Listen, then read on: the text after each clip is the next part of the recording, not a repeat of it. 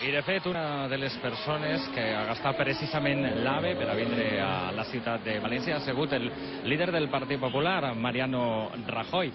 Com els dèiem, acompanyat sempre pel president de la Generalitat, Francisco Camps. Mariano Rajoy ha visitat el primer premi de les falles d'enguany, Convent Jerusalem, Matemàtic Marsal, i també ha assistit així mateix en el balcó de l'Ajuntament a la mascleta de Bosch.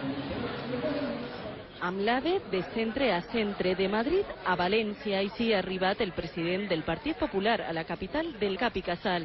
A l'estació de l'alta velocitat, Joaquim Sorolla, el president de la Generalitat, Francisco Camps, i l'alcaldessa de la ciutat, Rita Barberà, donen la benvinguda a qui puntual a la cita no ha volgut perdre la Setmana Gran de les Falles 2011.